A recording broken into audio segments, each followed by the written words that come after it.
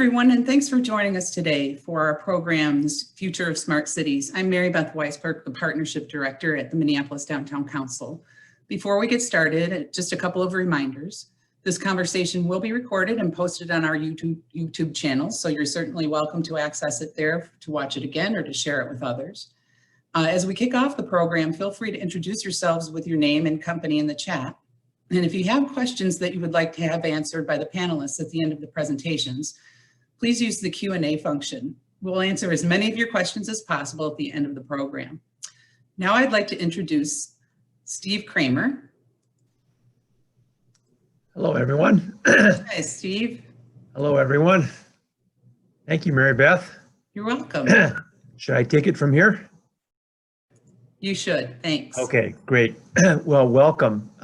Thank you for joining us today. It's an exciting topic, future of smart cities. We have looked at this question in the past with really good content experts, but I think this is the first time we've explored this issue in the post-COVID period. So I think it's especially important as we enter into this period of reinvention for downtowns across the country, across the world, to hear from the kind of folks that we'll be hearing from here in just a minute. But Mary Beth, go ahead and go to the next slide. We do have a few other upcoming programs. Just make you aware of. On Friday, actually, of this week, we'll be looking at, I think, on apprenticeship, the culmination of apprenticeship week in this country. We'll be looking at the role that registered apprenticeships play in Minnesota, especially in our downtown economy. It's really a model that can work both for businesses and to bring folks into the world of work. And then we'll continue our exploration of cultural change in our community in the wake of the events of Memorial Day and all that's happened since then with the program on cultural change in the workplace on the 18th of next week. So hopefully you can join us for one or both of those if those are topics that are of interest to you. But today we are so excited to have 4 panelists who are just truly expert in this topic of smart cities. So let me introduce them. Danielle Elkins is the FUSE Executive Advisor at the City of Minneapolis in the Public Works Department. Be hearing from Danielle here in a second. Carolyn Goodbody, Smart Cities Product Director at Comcast. Comcast is a wonderful partner for us and a key player across the nation in our business community. Nancy McDonald, Vice President of Community Development, Urban Planning and Director, Urban Places and Smart Cities at Stantec, an international firm, and I know Nancy is joining us from Toronto today. And then finally, Deb Schrimmer, who is Senior Manager for City Planning at Lyft. And Deb actually joining us from San Francisco. So we have a North American-wide panel this morning, and grateful for it. So we're going to kick it off, Danielle, with your overview and presentation from Minneapolis Smart City perspective, what the Public Works Department is working on. So take it away, please. Great, thank you. So my name is Danielle Elkins. I'm an advisor to the Department of Public Works within the City of Minneapolis. I work for Director Robin Hutchison, and I was brought to Minneapolis to specifically help on the future of transportation. The next. So what is foundational for everything that we do around public works is driven by our Minneapolis 2040 Comprehensive Plan, which is also informing our Transportation Action Plan, which is in draft right now, but will hopefully be finalized by the end of the year. And as we develop these plans, we have core goals and principles that are guiding this work, such as resilience, safety, equity, prosperity, accessibility, and partnerships. So anything that we're doing around our smart city is to achieve these outcomes within the city of Minneapolis. Next slide. So one of the big things that I've been working on in coming to Minneapolis is expanding knowledge of what new mobility or smart cities or whatever you want to call it is. And that means internally with our staff, as well as our regional partners and external stakeholders. And part of that work was, how do you explain what the future of transportation is if you can't see it and you don't necessarily know what it is or what you want it to look like? And so I've been working with an artist, Sarah Nelson, to start to create the graphics of what does that look like for the city of Minneapolis with all these different modes, with all these things interacting efficiently and helping us achieve the outcomes that I said in the last slide. So I'm also working on continuous education tools for our staff because these topics are changing on a daily basis, especially with COVID, things started accelerating. You've got a lot more deliveries that are happening right now. So just staying on top of the trends and the technology is really important to our staff development. And then we've done a lot to organize internal and regional workshops on these topics to also educate our stakeholders and create really good partnerships and alliances. Next slide. So core to all of this is making sure that our existing infrastructure, our core infrastructure, is prepared for whatever it is that is coming. So one example is our traffic signal system. We had the first traffic signal installed in 1932, but if you follow the timeline, you can see that we've continued to update our signal systems to prioritize the most important modes in the city. And so a lot of the really more recent smart infrastructure improvements that we've made have been related to transit and giving light rails priority, signal timing are now BRT's priority signal timing, and really using cutting edge technology to make sure that we're keeping our pedestrians, our transit users, our bicyclists safe within especially the downtown environment where you have a lot of conflicting modes. Another really crucial piece to smart cities is understanding your data and having a really good policy around data analytics to protect the privacy of users. You have so much information that you potentially have access to, but at the city, we have a very specific way.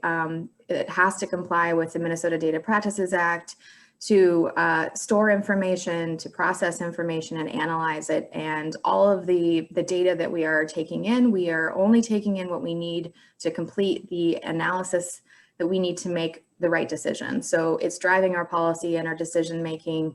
And we've become actually a national leader in terms of data privacy around mobility data and helping to write national guidelines for other cities on how they can process information.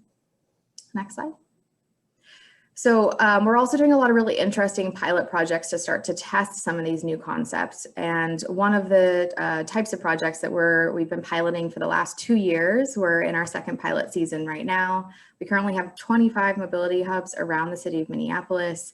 This is a new concept where we're thinking about how do you combine all these new modes of transportation into kind of a hub and spoke kind of network of mobility hubs around the city, so that if I go to this intersection, I'm always going to be able to find multiple modes of transportation, whether it's a bus stop or a train station, or I can find a scooter or a bike share.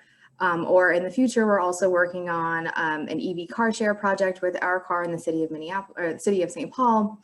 How do we combine all these modes into one location and also bring future services to those locations? So thinking about the future of expanded goods movement, could we have locker systems at these locations as well, so that you don't have to take that extra trip to the dry cleaner, to the grocery store to pick up your dinner, that you get off the bus, you go to a locker, you get your groceries, and you're done with your trips for the day. So just trying to make transportation around the city more and more convenient and tapping into new technologies to help make that happen, since most of these things are app-based.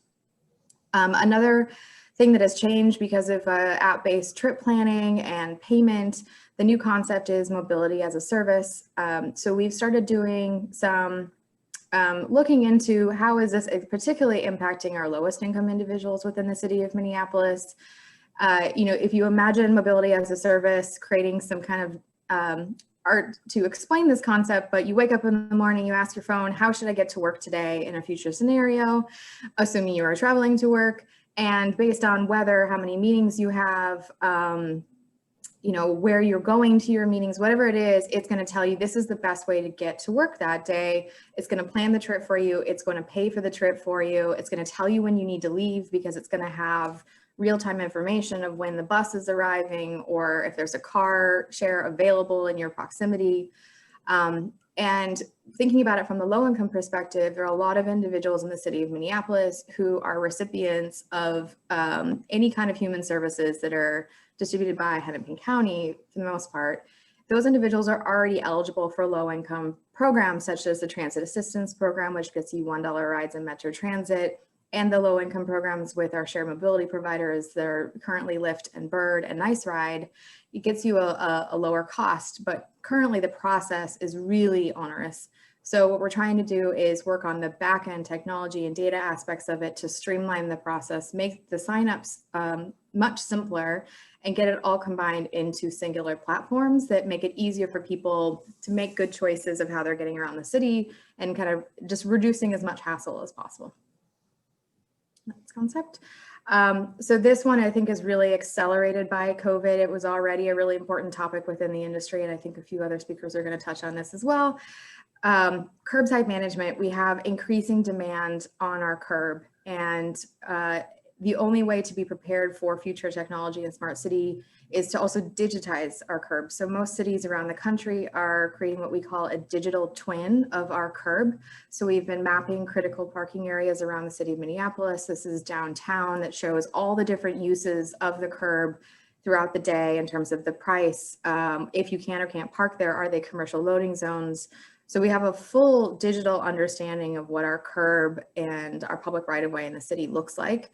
And then we've been working internally, doing workshops to understand what policies do we need to change with this changing environment. People are spending less time at the curb, but there's more turnover because you have a DoorDash delivery, you have an Amazon package delivery. So many more people are competing for the same amount of space. So how do we get smarter about how we give access to that space in a way that reflects our priorities that we talked about? How do we make sure that people know what is available and when it's available? We provide space so that we don't have as many conflicts with our bike lanes, with our pedestrians, and with our freight providers. So trying to think about all of these new things and working on a curbside policy in 2021 to try and address some of this. And then lastly, a larger concept that we're working with MnDOT with a lot in different departments. So MnDOT has their CAVX group. So we've been part of the Governor's Advisory Council on Autonomous Vehicles. So we've been working with that, trying to understand what we need to continue to do to prepare as a city, and advising other cities across the state as well from what we've learned and learning from other cities across the country. And we're also a part of the Urban Air Policy Collaborative, which is working with this Community Air Mobility Initiative to understand the future of either passenger or freight drone delivery, and understanding what as a city we need to do to prepare for this as federal guidance changes. So kind of a common theme is, what do we need to do as a city to prepare for whatever may or may not be coming? The things that we can control, which is our infrastructure, our data systems, our policies and our goals, and protecting the interests of our residents first and foremost. And that's it. Thank you.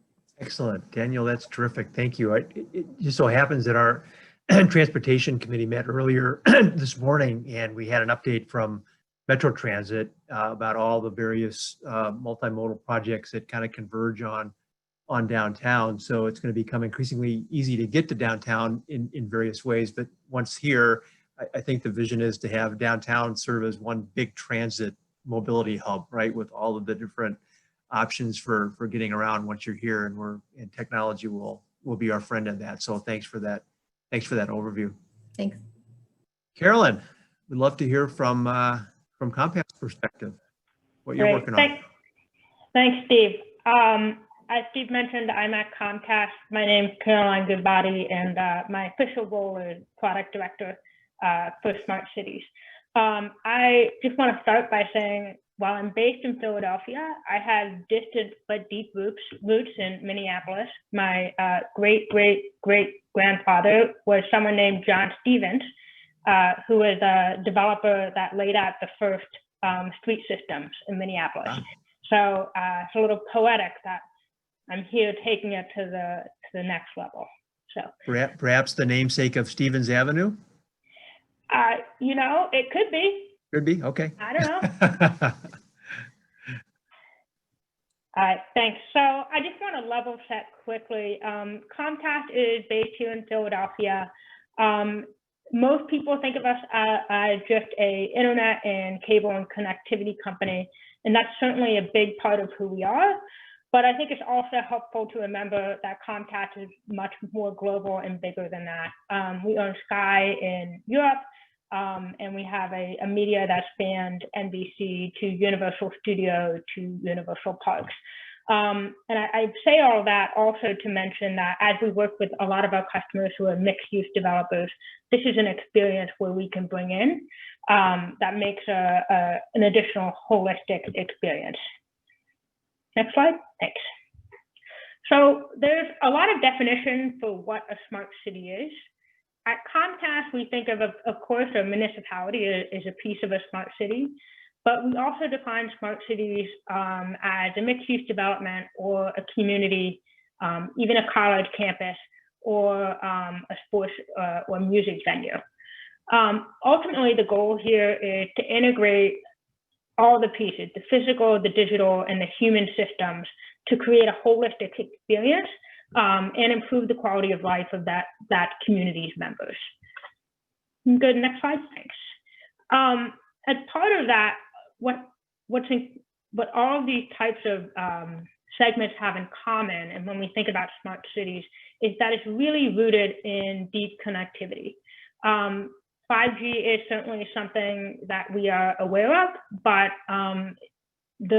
for most of these cities, a lot of that fiber that Comcast provides is already there, and we stand ready to sort of use that fiber and build on top of that with the data analytics, et cetera, that Danielle was talking about to address whatever challenges your city or community is facing.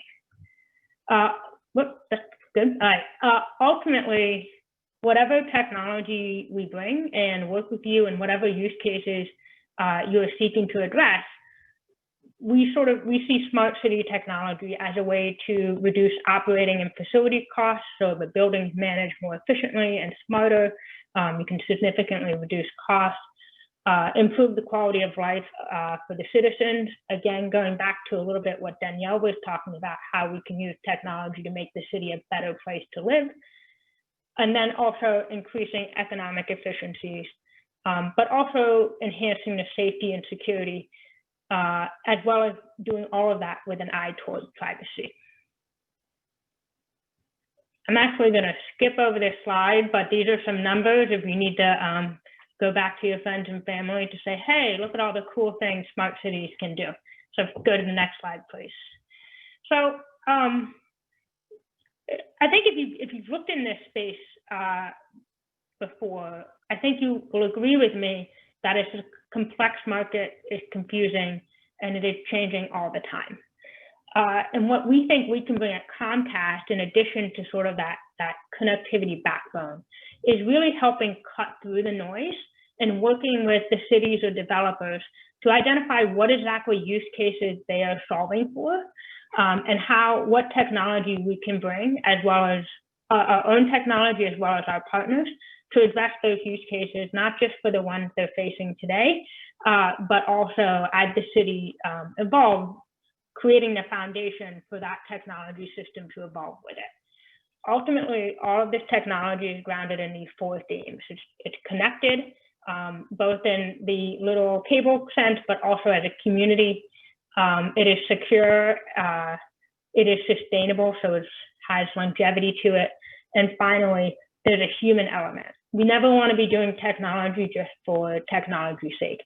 Technology is really about the people who live in that community. All right, in my last minute and a half, I wanted to talk a little bit about addressing this myth, I think, that's out there, that smart technology is for big cities with big budgets. But the reality is that there's a lot of technology that is low cost, that has fast return on investment, that can help small cities address real challenges starting today. I wanted to bring up this pilot town, this pilot that we are working with. I'm not at liberty to disclose who it is yet. We're hoping to have the pilot launched in January. But this is a city with just 15,000 people. It's just outside of a large metropolitan area. and it has a forward-thinking chief innovation officer. And so this pilot started out with just helping them address the challenge of overflowing and dispersed trash cans and figuring out how to manage those resources better. But then as COVID sort of settled in for the long haul, working with the city to think about how they can open up their city safely, as well as give confidence to the citizens to know that they can come back downtown in a safe way. We were able to do this with using a LoRa network that's provided by MachineQ, which is a Comcast company, using trash sensors and then optical sensors that is able to do processing and data analytics at the edge, and then send the metadata back to a dashboard that helps the city understand things like mask wearing, where people are gathering, and so they can deploy resources and work with the businesses in a smart and efficient way. The beauty of this system is that once this network is there and once those sensors are there, you can start to think about what additional use cases the city is able to address once COVID is gone. So when I think of Minnesota, Steve was mentioning you guys had some snow earlier this morning, perhaps something like understanding what streets have been plowed and where to navigate your plows to do a more efficient and safer snow removal. So that's really just one potential solution. There's lots of other potential use cases. And that's something that Comcast works with their customers to think about what those use cases are and how the technology that they have and we bring can address that. So I think I went 30 seconds over my 7 minutes, but look forward to questions in the Q&A. That's great. Thanks, Carolyn. No worries there. That was very informative. So thank you, and we'll get back to some dialogue here in a second. Nancy, really glad to have you with us, and Stantec does such great work in so many communities across a wide swath of the country, of the world. So welcome your comments this morning. Nancy, you are on mute, Nancy. There you go.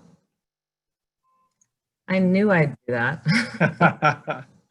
Thank you. Good morning, everybody. Thanks, Steve, for that introduction. My name is Nancy McDonald. I'm really happy to be here. My background is urban planning, and that's really the lens I look at smart cities through. So if we take a quick step back, cities are always evolving and changing. They're not static. And we go through history and we can see that over time. They respond to trends, both global and local, and events. And that's when they are required to change, because really fundamentally they're set up to meet our community needs, right? So that's what they do. They respond to the priorities of the community. So if we think about what a definition of smart cities is, we've actually heard some really good ones this morning from on both of the first two speakers. And so it really is, smart city used to be associated with technology. And I always think about that as the shiny objects. And so that was where our focus was, but we've really shifted that to be very outcome focused. And that's exactly what you heard this morning from our other speakers. So livability, connectivity, walkability, improving efficiency in our systems. And those are really important pieces of how we look at using technology and the data and the information to really enhance the quality of life of the people who are living in the cities. So we've done some research with a company called ESI Thought Labs. And if we can just flip to the next slide, that is what's up on the slide here. ESI Thought Labs did research on why cities were actually looking at smart and what were the kind of things they were looking to solve. And so some of the main drivers were things like improving public health and addressing some of those concerns, economic stability. How do you create more equitable communities? And I think what's really interesting about this slide is this was done pre-COVID, but if you look at the kind of things we're trying to address now, these are all of the issues that have come up. And as we've mentioned previously, what COVID has done is accelerated trends. And if you take a look at the next slide, all we have on here is a whole range of different smart city sites and companies and all the headlines in terms of what COVID's doing in terms of the changes that we've been accelerating. So COVID has in many ways launched a global experiment. And part of this is our response to the pandemic itself. But the other part of this is how do our cities and their economies survive in this digital environment? Because really, this has put an enormous focus on our access to the internet and data and information, because we've had to take so many people and uproot their lives, change the where they work, change how they go to school, change how they move around our cities. So it's been a really fascinating time to be involved in cities and smart and technology. And I think what it's done is it's pushed some of these issues to the forefront. And you've heard that this morning as well. So things like, how do we address online learning? We've been talking about that for a long time, or online work. But what COVID has done is it's pushed us rapid fire into that. And we've had to respond very quickly. So technology has been incredibly important in terms of how we address this in our pandemic. And it's not something that I think we were, as I said, moving toward it, but there was always a slowness or a hesitation. Now we've had no choice. We've had to address it, and we've had to address it quickly. So I see technology as a very powerful tool to solve our problems, and not just COVID, but really beyond that as well. But I think there's an important caveat to this, and that is that we're not going to replace teachers in terms of our learning and how we operate in our schools. That's going to continue. We're not going to replace good urban planning and the principles about creating places, places for people, places to be in winter, places that we move around to. All of that's going to continue in terms of the kind of thinking and what we do as professionals. But what we use now is we have much better information and much better decision-making because of the technology that's available to us.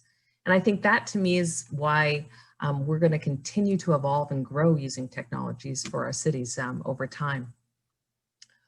A really interesting project that we worked on in Toronto was the Sidewalk Labs Quayside project, which was down on the waterfront. Sidewalk Labs came into this project with the mandate to create the community of the future.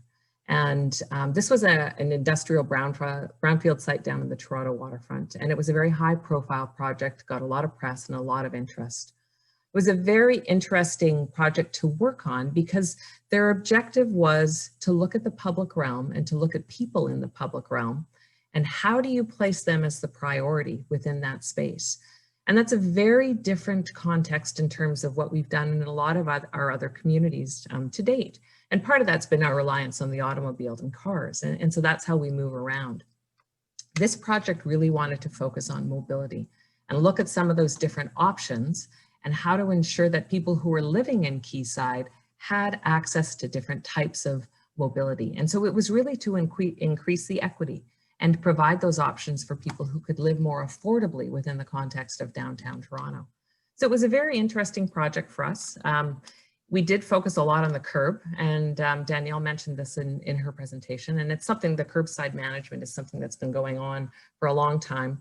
She mentioned this context of what does the curb look like and what's happening on the curb. And as you can see, this image it's a rendering, but it shows you some of the challenges that we looked at with Sidewalk Labs on their streets, was how do you manage all of these different uses? And the key part of this is that as we go forward in cities, that's going to change too. The technology that we're looking at on the streets and some of the designs that we looked at, which is on the next slide, really started to focus on not thinking so much about the specific technology, but looking at the streets and looking at the space and how we used them and created them to be much more adaptable than they are currently. So that were different types of uses at different periods of the day. And so, for example, in the morning, in the AM peak, there was drop-off space for autonomous vehicles to come in and drop people off. But then that space would transform throughout the day using a digital method of tracking and using that space. And that space could then convert back to space used by the community for the off-peak periods. And so it's really thinking about what you have for infrastructure and leveraging that most effectively in multiple ways. So moving away from that sort of one-dimensional approach for infrastructure within your cities, which I think is a really important piece about how we create value for our communities overall. One of the other things we've been doing some work on is blown fiber. And I think that's an interesting piece of using and thinking about data again, and how we use that data in the future, especially in very built up areas in downtowns and in campuses where we're ripping up streets and replacing utilities and servicing is very disruptive to our downtowns.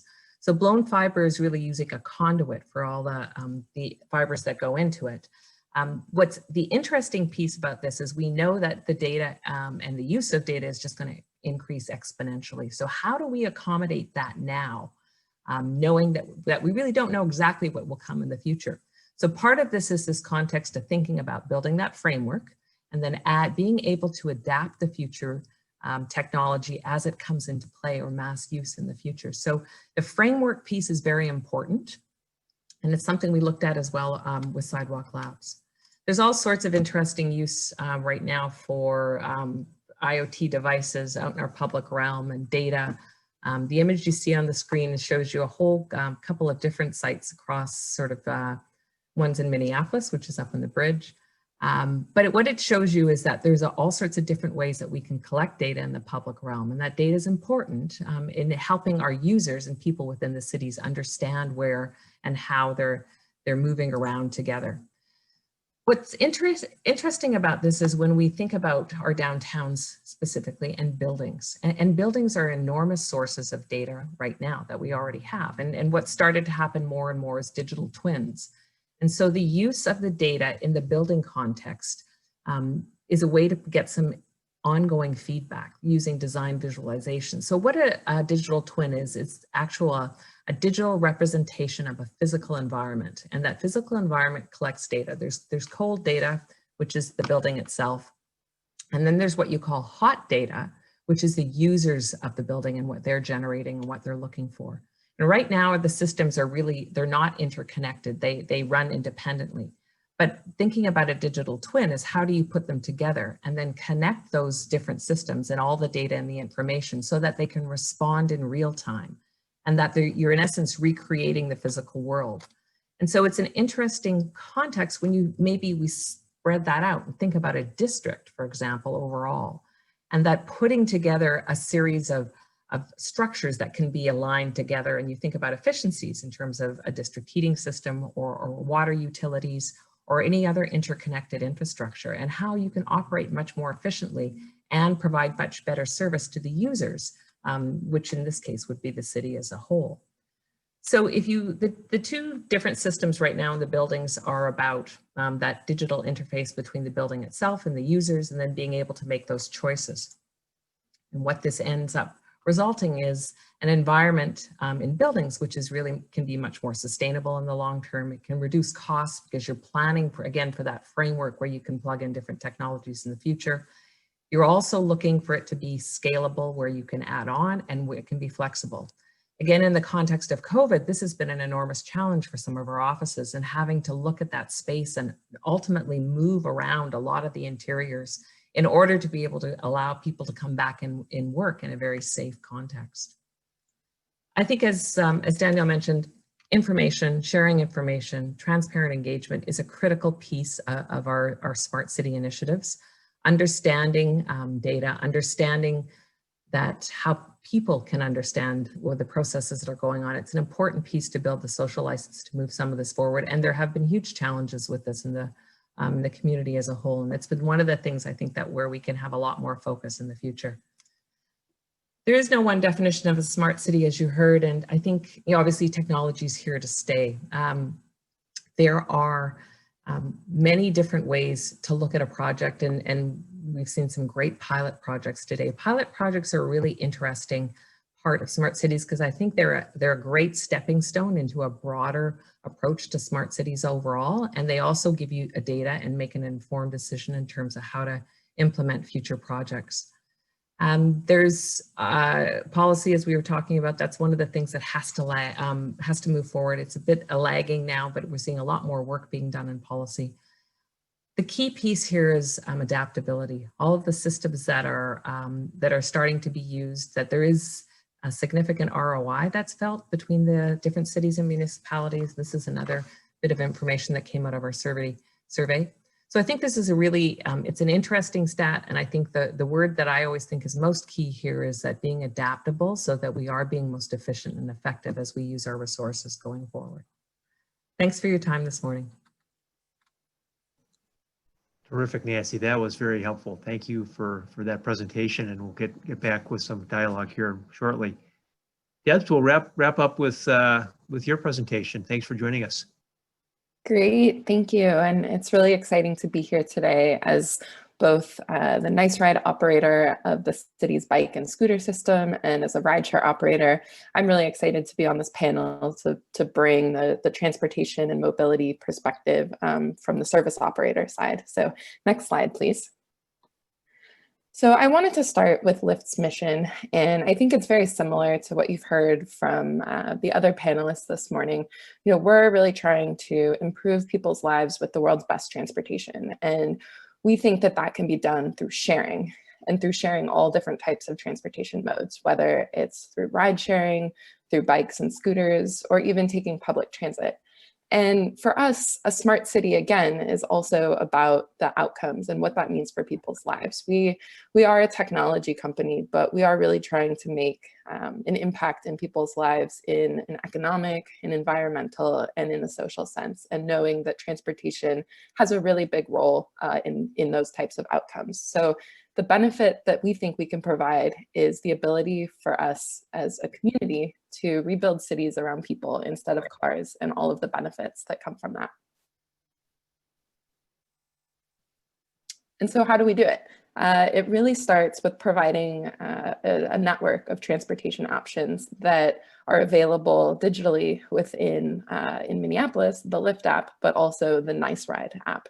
And what we do is we offer rideshare, bikes, scooters, and transit in an app that's very easy to use and helps people make decisions about what is the right transportation mode for the type of trip they're taking, and giving them the information and an understanding of trade-offs, whether it's in time or in cost, to be able to decide, you know, which mode meets their needs.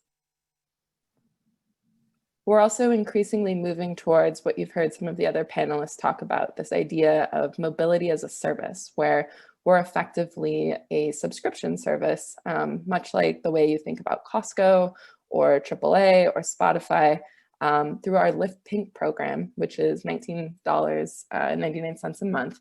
You can have access to a series of perks, whether it's discounted rides, integrations with meal delivery like Grubhub, access to bikes and scooters, really trying to build an end-to-end experience where people don't need to own a car, and there's a transportation option that is available for them whenever they need it. So I want to talk a little bit about what this looks like in Minneapolis. Thank you. So Minneapolis in many ways is a true leader as far as thinking about all of the cities across North America that we operate in.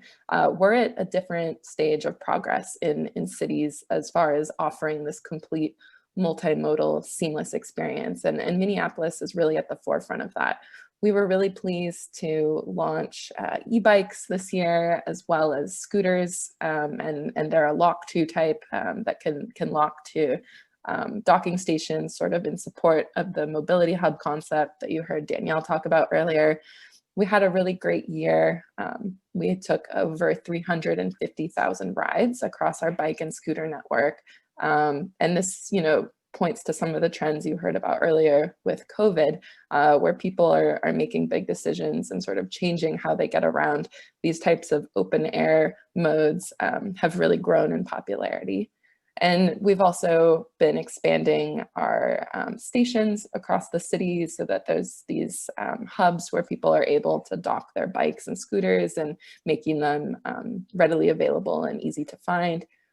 We've been experimenting with combined bike and scooter memberships, recognizing that You know, sometimes you might want to take a scooter, but sometimes you might want to take, for example, an e-bike to give you a bit of that assist, or have a basket if you're carrying groceries or something like that. And we're consolidating all of these options in both the Lyft and Nice Ride app. And so in many ways, Minneapolis is really a great city to look at for, you know, what does our vision look like as Lyft? And this is just a photo of one of the corrals around the city. This is our electric bike and our scooter. I also wanted to touch briefly on the importance of street design and recognizing that Lyft is both a digital technology provider, but we provide our services you know, on the ground in the built environment, and the need to really make sure that what's happening digitally within our app is you know, represented on the ground, and vice versa, and making sure, as you've heard, this concept of a digital twin, that what you see in the app and what you see on the ground are reinforcing each other. So this is an article that Wired ran a few years ago, and I just think the title, while it was published a few years ago, still really holds true. The curb is the place where we're seeing some of these transportation changes happen in real time. And so many of the speakers have highlighted the importance of the curb. And for Lyft, as the mobility operator, you know, we have a very big reliance on the curb and making sure that there's space reliably available, whether it's for pickups and drop-offs or for siting stations for our bike share or scooter drop zones. It's very important. And one of the things that we're doing as part of that, I mentioned, you know, it's really important from a rider perspective, but also, you know, for policymakers to make sure that what you see in the app and what you see on the ground are reinforcing each other. And so this is really important in types of situations where there might be parades and festivals and streets are shutting down temporarily, or maybe rerouting you because you can't drive down those streets. In stadiums on game days, there's a massive influx and egress of people at the same time, and that creates a real crunch on the transportation system. But that isn't a consistent level of demand and requires you to really think about how to solve that during a very narrowly defined period of time. There's also college campuses that are confusing with multiple areas where you might need to get picked up or dropped off. And then in some places, like bridges, for example, it's just not a safe place to be idling. And so we want to make sure that we're designing experiences in our app that help communicate to people, you know, what is the right thing for them to do, whether they're requesting a ride or trying to get a bike and scooter. Again, as many of the speakers have talked about, having data is really important to be able to make these decisions, to think about what is the smartest way to allocate a very limited amount of space at the curb. And so one of the things that Lyft has done with the city of Minneapolis over the years is a partnership with the nonprofit Shared Streets, where we've actually given the city aggregated pickup and drop-off data to help the city understand hotspots, both geographically and hotspots as far as a temporal time of day perspective of where there's a lot of demand for rideshare activity, and where might the city want to think about potentially taking out parking to create a loading zone, or where it might make sense to put, you know, protected bike lane infrastructure because there may be conflicts between cyclists and pedestrians and rideshare users. And so one of the things that we've done was focused on a nightlife use case with a pilot program on the entertainment zone. And you know, COVID has certainly changed this, but it still speaks to this larger need of being able to make changes at the curb that reflect how it's being used. We've also been working with our streets to think about, you know, what is the role of street design and how it connects to safety, and making sure that as you know, economies reopen and people begin moving again, that we can do that in an equitable way, making sure that people have ways to get around and can feel safe. And so I just wanted to highlight this op-ed that our policy team wrote in conjunction with the executive director of Our Streets, and was published in the Star Tribune a little bit earlier this summer. And if you go to the next slide, one of the areas that we've been looking at sort of reimagining what might a more resilient street design that allows for people to get around on a variety of modes look like is on Lyndale Avenue. And so this here is the before. And if you go to the next slide, you know, after like a community visioning process and thinking about the ways that people are getting around in Minneapolis, we really wanted to bring that all to life. And this rendering shows how Lyndale might be reimagined and how it might accommodate, you know, better transit connectivity and bikes and scooters and safe crosswalks for pedestrians. And so this is in many ways the sort of vision that we want to see happen in Minneapolis and beyond. And we know that there's a lot of work to be done here, but we think it's a really exciting time, and COVID gives us an opportunity to think differently about how we're using our streets. Thank you. Excellent. Debs, thank you so much. And I love ending on that note of the opportunity that COVID presents us. So, because at times it's felt like it's been a challenge for sure. So I don't see any questions yet, but let me encourage anyone who's listening to ask a question through the Q&A function. But let me pick up on that theme. And you know, we certainly for downtown Minneapolis been trying to keep a finger on the pulse of the back to office. When will people really be coming back? And it's become apparent to me that it's not just a question of when people come back to office, but how companies come back to office, and the sort of the traditional 9 to 5 workday flow is just going to be totally disrupted in terms of, you know, how people get to work, when they come to work, what days they come to work, et cetera. So from your respective perspectives, I mean, does that make sense? And how do you think some of the work that you're doing will be relevant in this kind of period of reinvention of how, frankly, how the downtown CBDs are going to be used? Anybody want to offer a thought on that? Sure, I'll hop in really quickly, Steve. I think it's fascinating because I agree. I don't know where we're going. We're sort of still in the middle. What I think will happen is we'll have people working at home. We'll have people being in the office, and then people think we're going to have a series of third spaces too. So places where people will go for meetings, potentially not necessarily in their office. So it's going to be about choice. I think like everything else we've been talking about here, it's how do we provide choice? I think there's still going to be lingering concerns about going into offices and are they safe and how do we make them safe? And I just don't think that's going to go away quickly. And then the second part of this is I think what it'll do, more people will stay at home, and I think we'll see an intensification of amenities in and around some of our communities. So coffee shops, small restaurants, stores, which are going to be focused on maybe more people who are living and working at home at the same time. Thanks, Nancy. Any other thoughts on that subject? Yeah, I'll jump in quickly. So Yeah, Carolyn. a couple of things. One is, I think, you know, at the risk of my future self regretting that I'm about to say right now, I think we have a lot of the tool to open up a business place safely. In both in like understanding where people are in the building, using UV light to sanitize rooms, etc. I think the next challenge is thinking about how do we communicate that in a way that people care about and can feel safe, and how do we create that knowledge share and that trust is I think is an interesting problem to solve, which I think you can do a lot with data and graphics and so on. The other piece, to pick up a thread that Nancy was talking about, was, yeah, the workplace is going to change. Philadelphia is a city that has, I think, about 250,000 people come in every day to work downtown.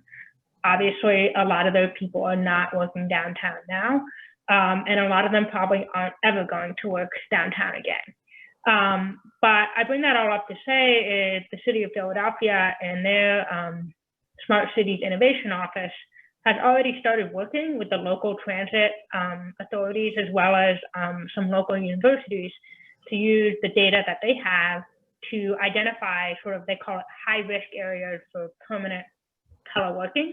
and thinking about how they can redesign their transit routes and options to fit that new world. Thanks, Carolyn. We do have a couple of questions. One relates to the climate. How does kind of a smart cities framework fit into a winter context? And again, today is a little bit of a good example of that for us in Minneapolis. I can jump in. I'm sorry, go ahead, Debs. Yeah. Oh, sure. So, Yeah.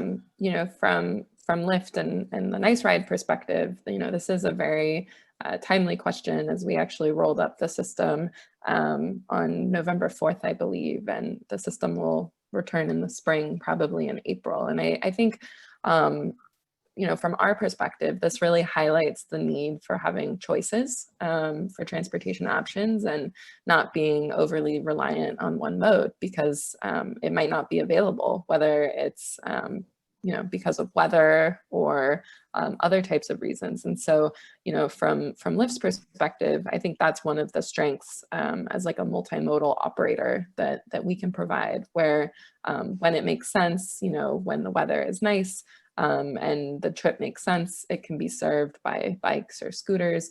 But sometimes when that's not possible, you know, rideshare can help fill those gaps, or, you know, car sharing or taking public transit. And the importance of having a resilient transportation network with multiple options is just more important than ever. I think what's interesting, Steve, is we think about winter design and how to get people outside more, and how to make sure that in the winters they're using that kind of the spaces. We've seen a lot of restaurants be able to move into the street during this period of COVID, so that giving a lot more access, people can sort of dine outside, which is helping our small businesses, which is helping sort of keep that economy rolling. I think that is going to be one of our challenges in the winter. We are going to have to think about how we can support our small businesses, our restaurants, by setting up maybe better pick up and drop off, so people can come in and come out to do takeout, that sort of thing, because it is going to be one of our challenges for the winter going forward. Great. We had a question. Actually, I'm sorry, Danielle, go ahead. I was going to say, I think, you know, Please. Minnesotans are very resilient and very active outside in the winter time. So Right. If anybody can really do something interesting with it, I feel like we can rise to that challenge. I think I get frustrated that a lot of technology providers, when we invite them to test here, they say, let us figure out Arizona first, and then we will come to you. But there are actually some really interesting things happen. I talked to a startup in like Estonia that's working on autonomous snowplow robots for sidewalks. So it could be used to help us get better access, you know, clearance for pedestrians or bike lanes. There's a lot of potential out there, and I think I would love for more people, especially our local tech community, to focus on it if they can. Yeah, good point. Had a question on because smart cities is so reliant on technology and gathering information and disseminating that for good purposes. I suppose the flip side of that coin, our questioner asks, is what are the kind of privacy considerations, and how have you all thought about that, or what kind of considerations go into the design of smart applications from a privacy standpoint? Sorry, go ahead, Danielle. I was going to say on the high level, Minneapolis we're driven by the Minnesota Data Practices Act. Yeah. So Minnesota has a very specific piece of legislation that essentially makes any data that is public data, so anything that the city would take in is public. And there are obviously considerations for personally identifiable information, health information. Those things are covered separately. But so in that respect, we actually have to do a lot more than 90% of the cities in the US in terms of safeguarding information and only ingesting information we're going to use for specific reasons, having very laid out privacy aggregation methodology. It's all documented, it's all public information. People can see how we ingest the information, what we do ingest and don't ingest. And we have an amazing data analytics team in our IT department that we use that do data across the city. And so they really understand the scope of the data the city has. We never collect personally identifiable information. And in all of our agreements with our technology providers, we have, so like our shared mobility providers, stipulation that they have to provide the data to us, but they also are aware of our methodology and how we protect that information. It's very explicit. Great, thanks. Great. And Carolyn, you were going to offer something? Yeah, just to add to that, so privacy and security is something that Comcast takes incredibly seriously, so much so that we think it's something that's going to differentiate us from some of our competitors. So, for example, the city that I was talking about was using AI, but all of that analytics is done at the edge, and it's all anonymized. So the data that goes back to the city would be, at this specific point in time, this many people were wearing face masks versus person A, person B, and person C was wearing a face mask. Further, we are also working with cities and our partner, US Ignite, to help cities start to draft up what sort of their privacy and data policies are, and how they share that with the community. To get in front of these problems, and then also to really respect and come back to that pillar of like, your information is your information only. Great, thanks. So maybe we can wrap up with a rapid fire final question. And one of the folks tuning in asked kind of what in the area that you're working on, what's your sort of favorite technology application that you think will be especially important in coming months and years? So maybe just kind of go round robin. Debs, anything that you'd like to highlight that you're working on? Yeah, I think I'm going to be a little contrarian here and say that actually street design and this like non-digital version is actually the smartest piece of technology that the city can use, and so that's my answer. And Minneapolis is actually working on updating its complete streets policy, so it's a timely answer. Yeah. I would say I am, in addition to what Deb said, I am also interested in what's going on in smart buildings, and not only how that building works as an individual, but as a community, a collection of buildings to create a more efficient and sustainable city. Great, thanks. Danielle, and then we'll wrap up with Nancy. I think, this is just really timely, this equity conversation we're having, the stuff we're doing around mobility as a service and streamlining federal eligibility. I think there's so much in the back end that we can do to address systemic issues and of equity and racial equity in particular. And like, we've got just so many like bureaucratic, complicated systems within government that if we can kind of streamline that and just make people's lives a little bit easier, that I'm really excited about. Great, thanks. Nancy will give you the last word. I think in many ways, for me, it is this, the opportunity to integrate a series of systems, which I think we've talked about here. To me, that is incredibly powerful as we start to look at issues like climate change, like equity, like affordability. Those are incredibly complex problems with multiple layers. And so the ability to use an integrated system, be it a digital twin or whatever it is, to take how we live in a city is, to me, that's an amazing opportunity, which I think is really exciting. So that's what I think is going to come next. Outstanding. Well, thank you all. This was really an engaging conversation. Again, a hopeful one at a time that I'm looking for in every nook and cranny. So you gave me plenty today, and I'm grateful for that, and also for all the people who took the time to tune in today. So I hope everybody has a great afternoon or morning, depending on where you are, and look forward to seeing others at our future programs. And again, thanks to our 4 great panelists today. Thank you very much. Thank you. Bye-bye.